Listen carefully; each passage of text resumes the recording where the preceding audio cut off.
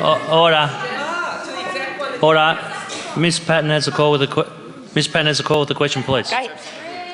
Thanks, President. My question is for the Minister for Health and concerns the closure of the catering company iCook Foods.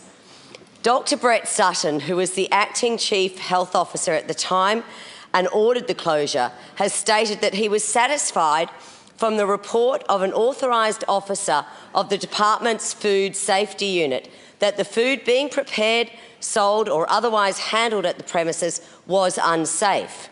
However, iCook Foods was never given a copy of that report. I understand FOI requests were refused in relation to obtaining these documents, and that on the 17th of February, the Supreme Court made an order for the report to be provided to the operators of iCook Foods. My question is, can the Minister please confirm that she herself has viewed and read the report and she'll table the document in Parliament? Minister. Well, thank you for that question. These are matters that I have spoken about in the House before, and I do refer the member to what I have said about these matters before. This is a very serious matter, and we did have an elderly woman, 86-year-old woman who died from listeriosis found. And what was found was that the source of the listeria was linked to a food manufacturer, iCook Foods.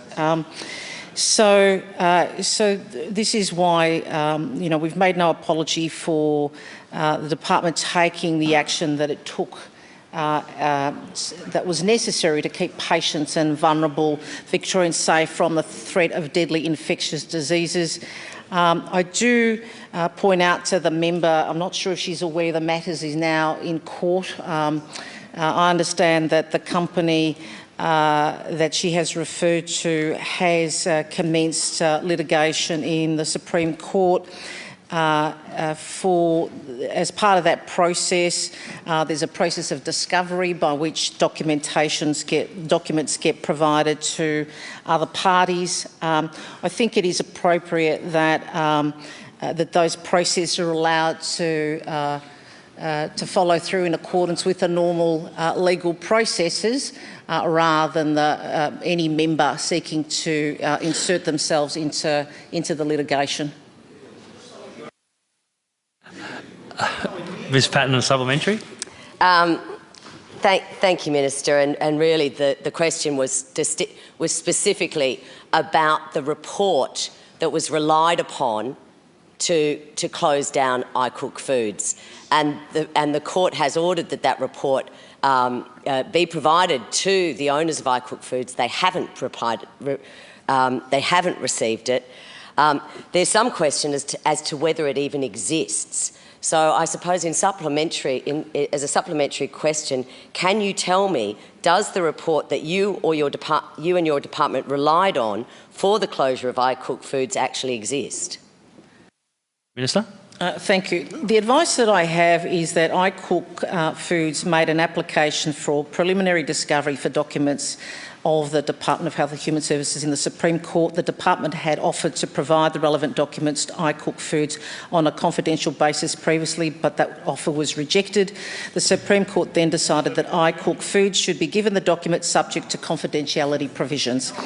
It is important that with public health incidents that there is direct and robust communication between department employees, relevant authorities and authorised officers.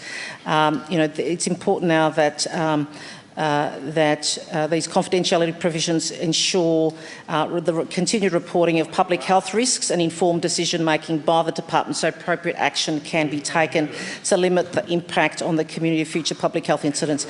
So I do make the point to the member again that there is a legal process now that is underway, and it is appropriate that we enable that to roll out without any member seeking to interfere in that process.